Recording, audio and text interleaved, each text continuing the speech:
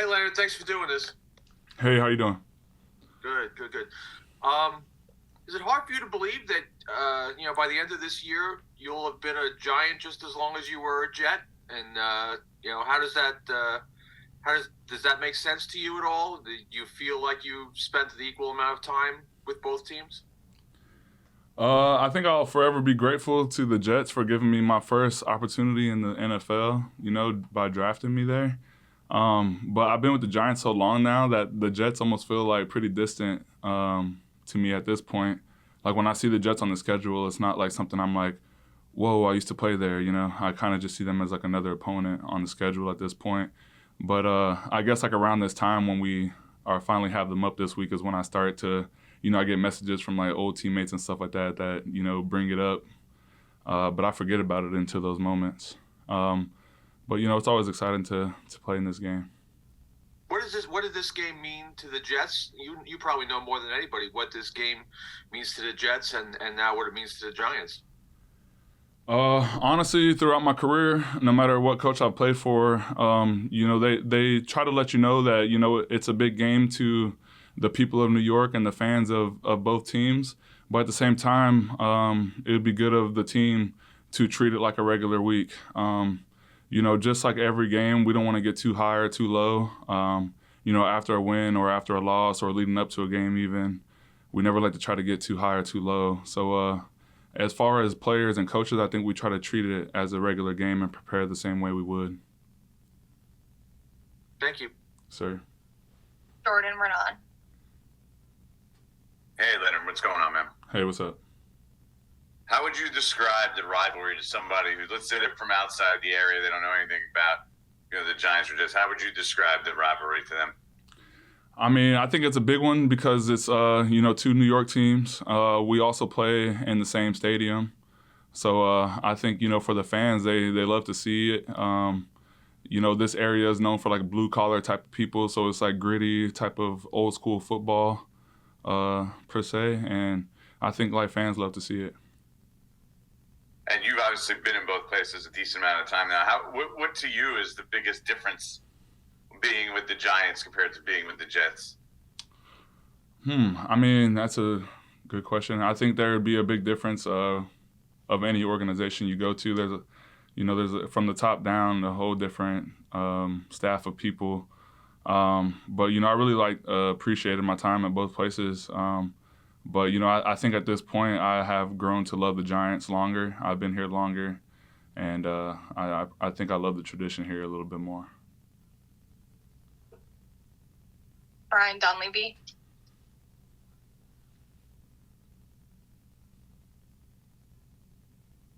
Hey, Leonard, thanks for doing this. We talked last week about how it felt like that was a game the defensive line could really assert itself.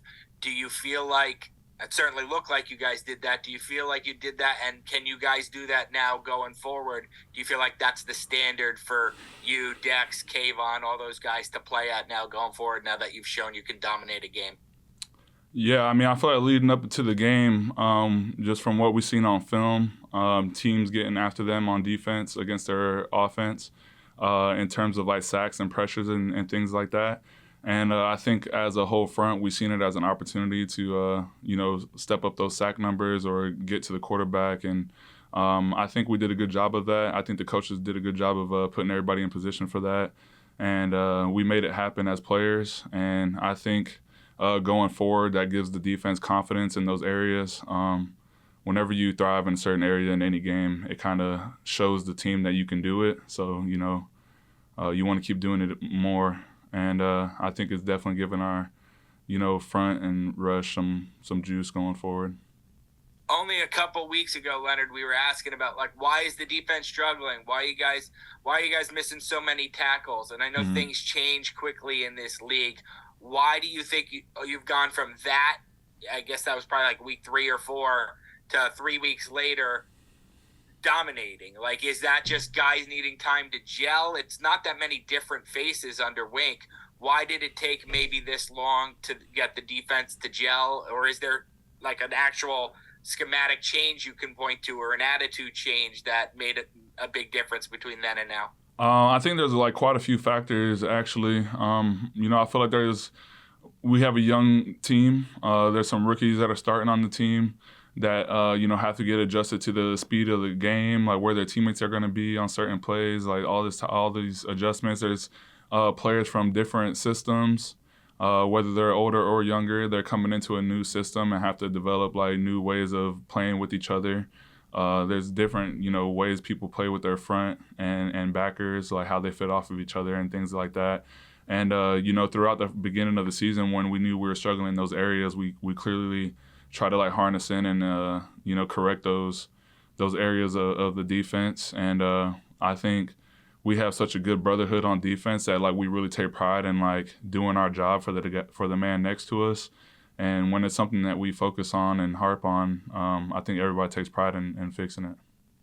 And then last one, that I know you don't play against their defense, the Jets defense, you play against their offense, but two things, like do you like look at it as a measuring stick? Like they have a great defense, you have a great defense. Do you consider it like we have to out-defend their defense? And they're really outspoken, Leo, about like they want to be a historic defense like the Legion of Boom or the 85 Bears.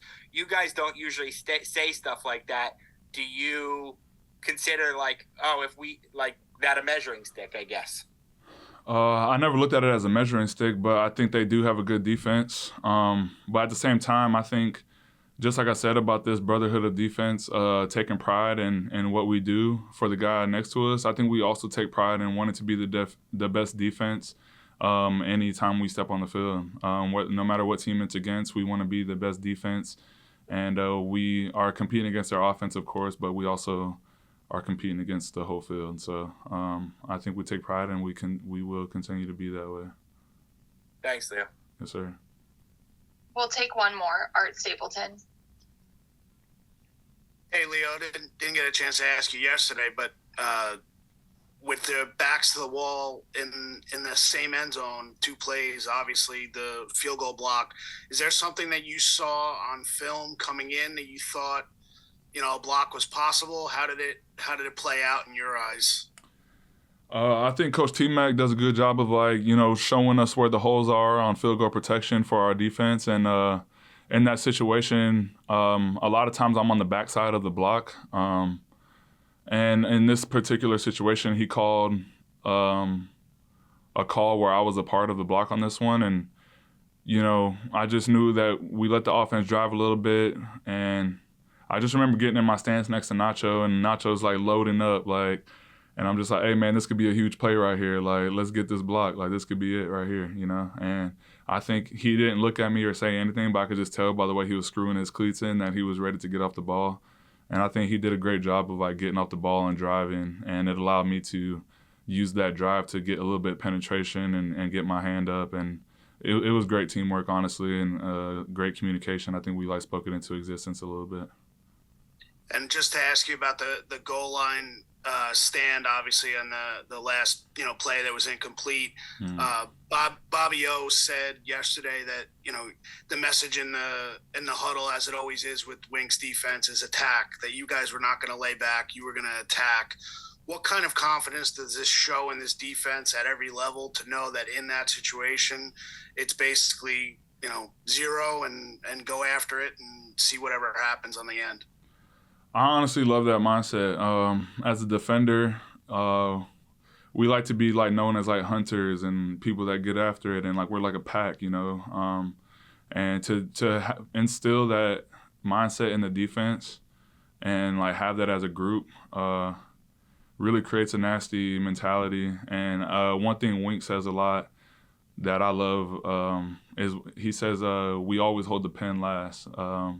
And I like that because, even if offenses are audibling or, checking or motioning or anything like that, we feel like we have the pen last and we're going to make them do what we want them to do. And I like that mindset. It's fun.